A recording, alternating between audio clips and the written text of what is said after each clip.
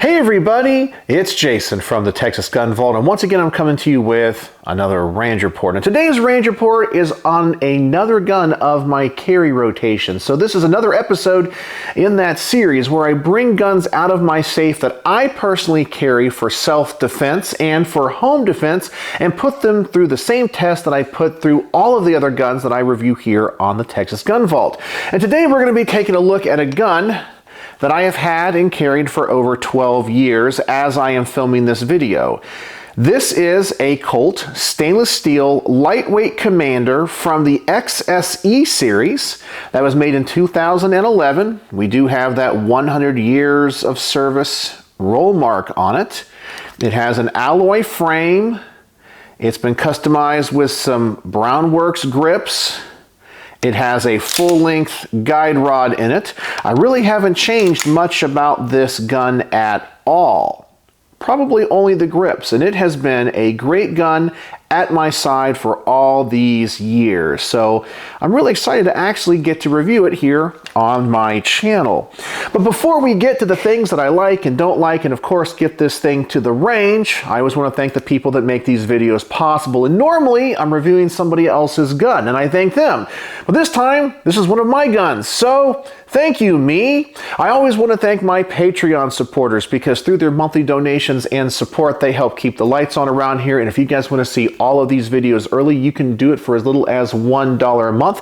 And there's a link in the description below. And as always, I want to thank my primary sponsor for all of these range reports because he makes it possible with the donations of ammunition. And that is my good friend Mark from Brownworks. And this video was actually really special when it comes to this ad because this 1911 that I personally carry has a set of customized wood panel grips from Brownworks with the Texas Gun Vault logo. Aren't those pretty? Green is my favorite color. And obviously he makes an outstanding product. Another thing that he did for me is he can laser engrave magazines. So I have some Texas Gun Vault logo engraved magazines for this 1911. How cool is that? And I know if you're watching this video, you most likely have a 1911 yourself and you're thinking, I like to have some grips like that too. Well, go check out Brownworks. Mark is an artist. He's a craftsman. He makes a wide variety of grips out of a wide variety of exotic woods and materials. And as you can see, he can put on custom logos and custom engravings. He can finish the grips in a wide variety of colors. He can even apply things like snake skin and alligator skin. These custom textures look amazing and awesome. And he's always coming up with new and innovative products for his customers. So I'm going to ask you guys to go over there and check out his website. I'm going to put a link in the comments section below, as well as a coupon code for 10% off your first order. And if you want to go buy a set of Texas Gun Vault grips, well, I guess you can do that. And that is the link and the guy to contact if you want something special for your 1911. So please go check out his website. See what he has to offer. If you don't find what you're looking for, make sure to contact Mark and tell him the Texas Gun Vault sent you. All right, so let's talk about this gun. Once more, we're taking a look at the Colt Lightweight Commander in stainless steel, and this comes from the XSE series, which I do not believe they make anymore. And this was a series that was kind of an upgrade over the basics. You had forward cocking serrations, you had an extended beaver tail, a combat style hammer, Novak sights, a lightened trigger with those portings in it and those little holes. You just had a lot of things that were popular at that time when these 1911s were being made. So this was kind of an upgraded series that Colt offered people. They had them in both officer, government, and of course the Commander size as well. And I thought that just looked like a great gun with the extended safety and everything. It was just beautiful, and I had to have one. So I brought it home, and it's been a great gun, and I've carried it for a long time. So let's talk about the things that I like and don't like about this pistol. And first and foremost, it's a Colt. And you guys know I got my start here on YouTube as the Fort Worth Colt guy. I have always had a thing in my heart for Colt.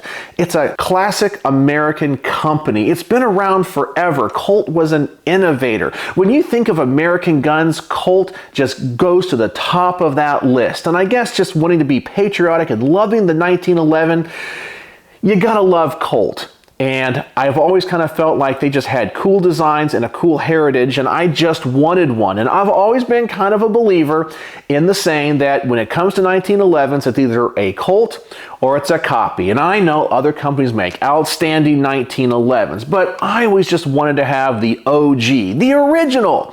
And that's why I've always liked Colt 1911s. I know they're not the most expensive and the best, but they're not the worst either. For me, they're just the gold standard of what a 1911 should be. This also is from the, I guess now, discontinued XSE series, and I've already showed you some of those features. We have those forward serrations, the special trigger, extended beaver tail, flat mainspring housing, combat style hammer, the dovetailed Novak sights in it. I think those roll marks are very attractive. It is a lightweight Commander, so it has the alloy frame. A Combat Commander, in case you don't know, has a steel frame in it. And we'll talk about that a little bit later in this range report. But for me, this just had all the upgrades that I wanted and were kind of the upgrades to have at the time when I purchased this gun. Another huge advantage to this model over a couple others that I looked at is that this one is in stainless steel. Now, I don't own a lot of stainless steel guns, but I think stainless steel just looks absolutely beautiful. And the big advantage to a gun like this, one that I'm going to carry and shoot, is that being in stainless, it's super easy to clean. You know, if you have a stainless steel Smith & Wesson revolver, it is so easy to take out any nicks or scratches in. You don't have to worry about refinishing them. And I always kind of felt for a carry gun, stainless steel is the way to go. Now, it is going to be a little bit more reflective and a little bit more bright, but if you're carrying it correctly in the right holster, that's not really going to be a big deal. I also felt that the trigger, especially in 1911s, is absolutely perfect for a handgun. You guys know 1911 triggers have a stellar reputation for being able to be fine-tuned. And although this does not have any type of target trigger, it's just the factory trigger, I've always felt this is an excellent trigger for carry. It's not too light, it's not too heavy, it has a good wall. I feel like it breaks pretty darn crisp, and let me show you this on camera here. Of course, let me safety check the firearm, ensure that we are safe. And let's take a look at this trigger here. So we have just a little bit of take up, not much at all. We hit that wall, it breaks, and then here is the reset, and it's tactile and audible, and you are just right back at that wall. And that is the factory trigger. I've never had anything done to it, and that is just the way it came out of the box 12 years ago. And I've always felt that is just a great trigger. As I said, it's not too light. And there's so much you can do to 1911 triggers. The trigger mechanism in these types of guns is perfect. And that's why I think so many people love the 2011 pistols that are so popular today, because you can just get that outstanding trigger pull. Now, I showed you what this trigger looked like on camera when it comes to the reset, but now let me go ahead and adjust the camera and let me get out the Lyman trigger pull gauge and let's see how heavy this trigger actually is. Alright, so we got the trigger pull weight gauge out, and we're going to test this trigger and see how good it is. I told you it's the factory trigger right from Colt. Alright, so we'll drop the magazine, ensure there's no ammunition in it, and of course safety check the firearm, visually inspect that chamber, and it looks like we are good. Let's go ahead and clear our averages, and now let's find out how heavy this trigger is. And of course, you got to make sure that you push down the grip safety when you do this. Otherwise, the hammer will not fall.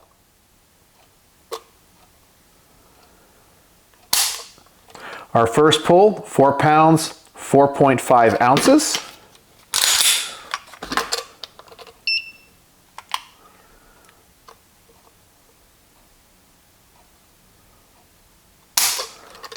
Four pounds, 9.5 ounces.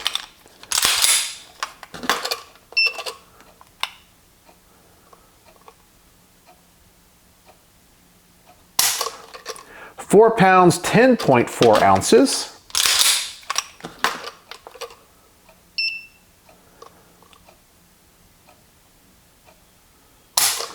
4 pounds, 7.5 ounces. And finally,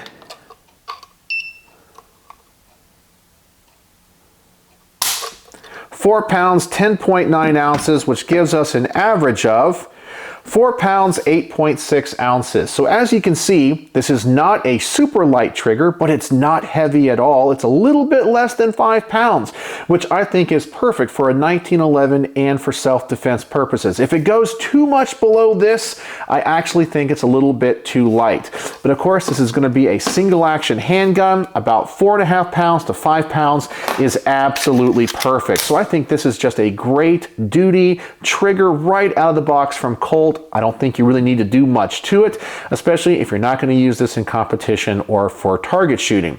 All right, so that's the weight of the trigger and all the data. So I hope that helps and gives you guys the information that you need. So let's get back to the rest of this range report. And so as you can see, this trigger is pretty darn good. And remember, that is the factory trigger. 1911 triggers are just so nice. All right, so now let's talk about a couple things about this gun that I don't like. And really, there's only two things. So the first thing I think you guys already know is going to be pretty self-evident and obvious, and it's because I'm used to more modern handguns, and that's going to be the limited capacity. These magazines typically only hold 7 or 8 rounds.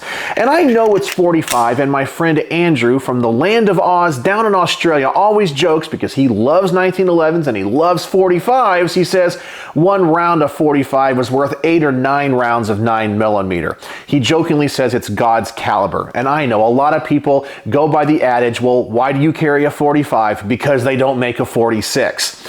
However, there are a lot of other modern handguns, even if you want to carry 45, that carry much more capacity than this.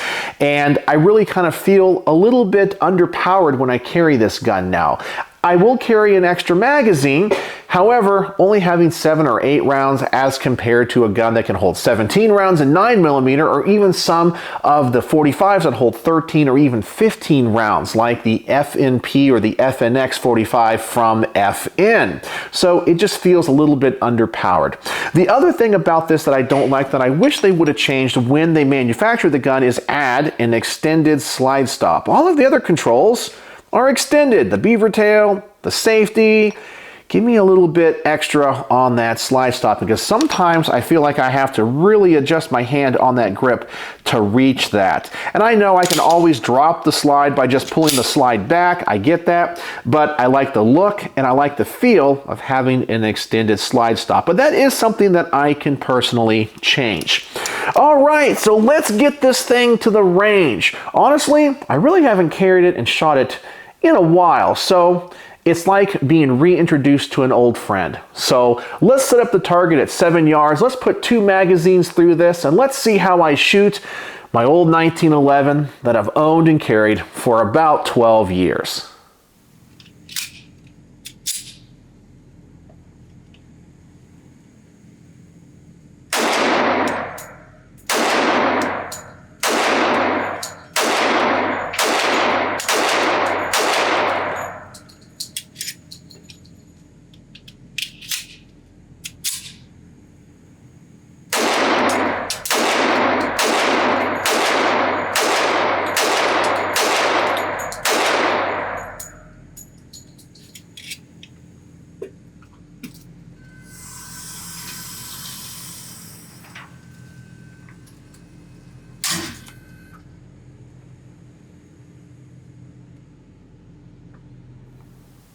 And that's exactly what I remember with this old girl. She shoots pretty darn well.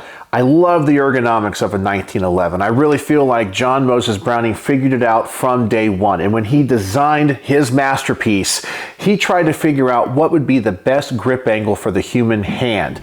And I feel like he just got it right from the very beginning. Now, this gun also has a little bit more recoil than your standard 1911, and that's because it is a lightweight Commander. It has an alloy frame. In case you don't know, the Colt Commander just isn't a smaller version of the 1911. It actually has a really interesting history to it. About 1952, the U.S. military was actually thinking about moving to 9mm and going with a different handgun. And they asked for some submissions to be tested, and Colt said, hey, you guys like the 1911, why don't we scale it down a little bit, make it out of aluminum, and chamber it in 9mm, which was another part of that contract. And so they came out with what they called the Commander, an alloy frame, which they called Colt alloy, but we just say aluminum now, and a shorter slide and chambered in 9mm. Ultimately, the military did not adopt that pistol, but Colt said, we have all this R&D into this gun, so let's go ahead and release it on the civilian market. And so they released the gun in 45-9 and I believe 38 Super, and it was a hit. It was the first time you really could get a 9mm 1911, but people also liked the fact it was a little bit more compact of a gun. However, over time, a problem arose. Aluminum, especially in that era, wasn't as good as the aluminum today. And after using this gun for an extended period of time, you began to see cracked frames. And Colt was like, okay, we got to do something about this. People love the Commander, but we got to up the game on the frame. So I don't remember the exact date, if it was in the 60s or in the 70s, but they came out with an all-steel version of it, which they called the Combat Commander. And it's a heavier gun, but it has the same dimensions as the lightweight version. And one of the big advantages of that gun is that it is much more durable. But you do lose that weight savings from having the alloy frame. So a good rule of thumb when it comes to a Commander is to get two. Get a Combat Commander and a Lightweight Commander. You want to shoot your Combat Commander, train on that one, and you carry your Lightweight Commander because you get that extra weight savings. Now, when it comes to these modern ones, really, metallurgy has come a long way. And the aluminum we have today is so much better than it was back then. And plus, they've also modified these frames a little bit. Around the slide stop, there used to be this little connecting arch which cracked even on the Combat Commanders, which they have now eliminated. So it allows the frame to kind of bend a little bit and you don't have as many of those issues. But people still say the aluminum frames will not last as much as the steel frames, but the aluminum frames are going to give you a little bit more snappy recoil. You'll also notice in those shots that my shot placement was a little bit low on that target. It wasn't bad and the grouping was okay. And I'm going to tell you guys, this is actually the second time I went to the range to try to film this range report. And the first time I took some Armscore 230 grain ammunition. And this stuff I've had problems with other guns, with the exception of Armscore 1911s. And when I shot that ammo through this gun, it shot ridiculously low. Well, low especially at that 7-yard distance. And I want to show you that range footage in just a second. But I know some of you guys are going to be asking, what did I just shoot through it in the footage you just saw? Well, that was Winchester White Box 230 grain. But let me show you the original footage that I took about a week before I took this footage you just saw when I was shooting that Armscore 230 grain and show you the difference.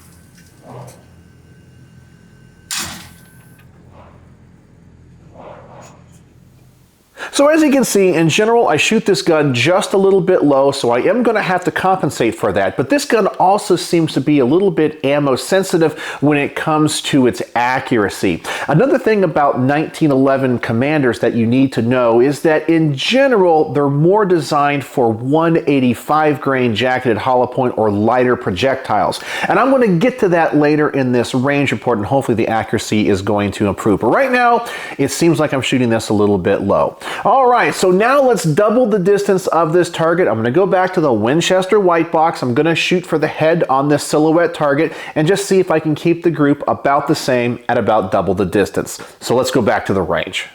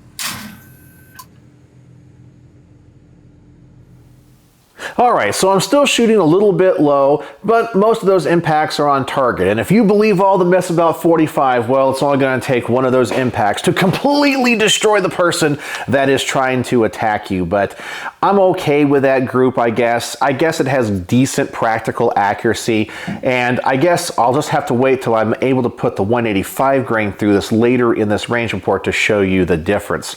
Alright, so now let's put the target out about as far as I can go at this range, about 20 or 25 yards. I'm going to shoot this up against a barrier, or essentially a bench rest test.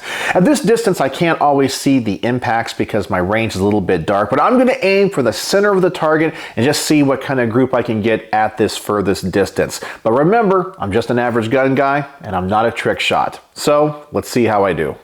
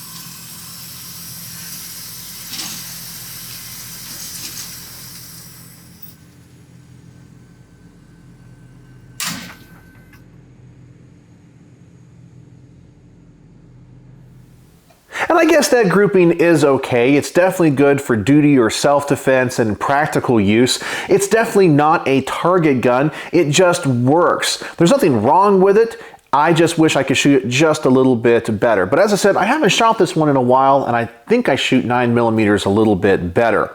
But speaking of that 185 grain, now let's do the jacketed hollow point test with this. Of course, if you're going to carry this gun, you're most likely going to use self-defense ammo. And self-defense ammo typically is lighter. So I want to test two things: a lighter projectile and make sure hollow points run through this. So here we go, 185 grain jacketed hollow point, and let's see how the gun functions and if the accuracy improves.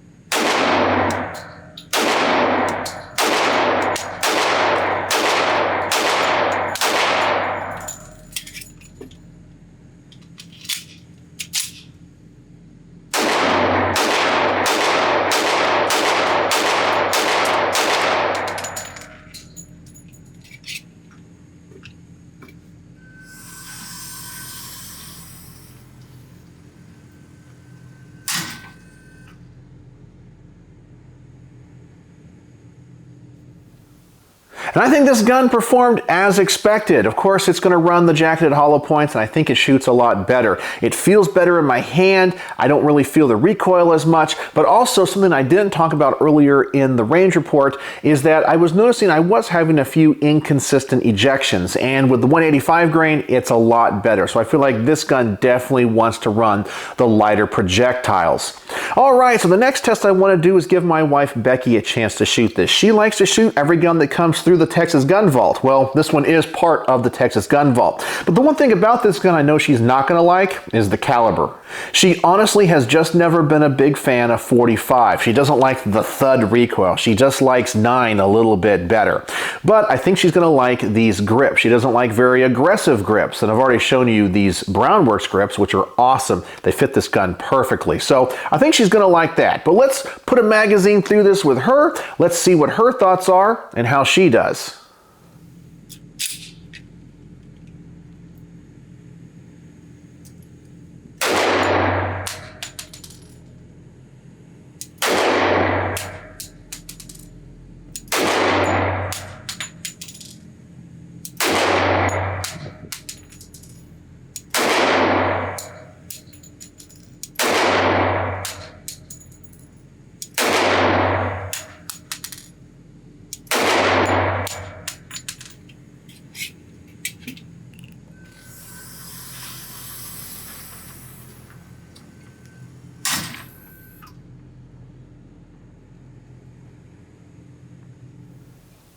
And just as I thought, she liked everything about this gun except for the caliber. She said it hurt to shoot. And that's one thing people have to take into consideration when it comes to watching range reports or reviews online.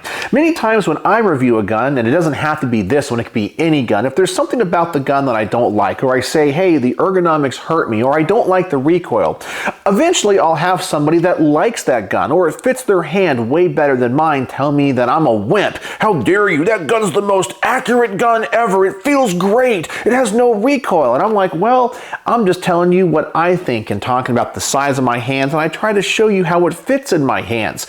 Just because something works well for you doesn't mean it's going to work well for everybody else. And I know a lot of you guys like 45, but maybe if you're charged with giving somebody a gun as a gift, you're thinking, I'm going to buy my wife or a girlfriend a self-defense pistol. Well, I love 45. 45 is the way to go. You might want to take her to the range and see if 45 is the caliber for her. Maybe it is, and maybe it's not. I think if this gun was chambered in 9mm, my wife would absolutely love it. But in 45, it's definitely a no-go for her, but it fits me and my shooting style just fine. It's just something to take into consideration.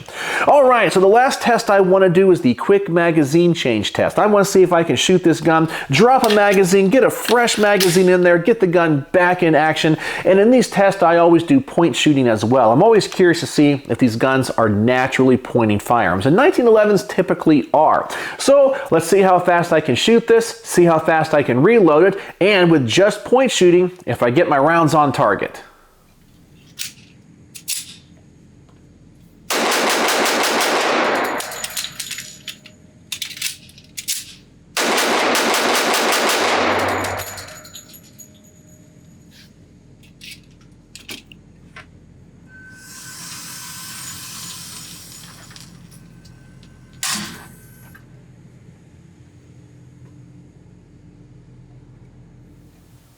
All right, and I think I can shoot this gun pretty darn fast. The magazine reload, however, was a little bit on the slow side. This gun does not have a jet funnel. It does have a flared mag well, but it did take me a second to try to find where it went. Now, when it comes to the accuracy, I do feel like this is a naturally pointing firearm. It's okay for point shooting, and the reason that I do the test the way that I do is I want to review these guns from the perspective of an average gun guy. I know in our minds, we like to think that if we ever have to pull a gun in self-defense, that we're going to be like John Wick. The scenario is going to be perfect, and all of our rounds are going to be on target in a group about this tight. And the truth is, that's not really going to be the case. For many people, if you have to pull a gun in self-defense, your adrenaline is going to be pumping through your veins. You're just going to have enough time to pull out the gun, point it at the threat, and pull that trigger to stop the threat.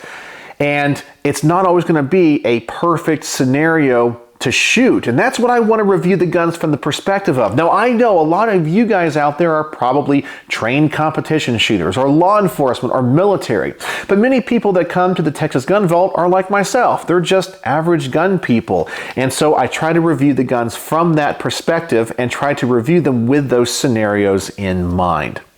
So, what are my final thoughts on the stainless steel Colt Lightweight Commander XSE 100-year anniversary 1911? Well, it definitely has that classic look. It's just a great gun. Whether or not you like 1911s, you have to admit the 1911 is just a great gun. It has stood the test of time.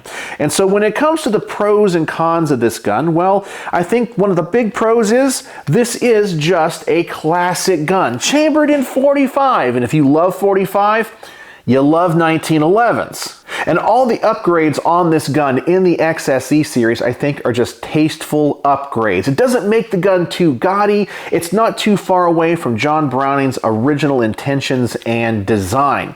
But there are a few things about this gun that I don't like, which I think are those cons. And I've already kind of mentioned them. One of them is this gun does seem to be a little bit finicky when it comes to the ammunition. If you're going to go to the range, you're not always going to use your expensive jacketed hollow point 185 grain.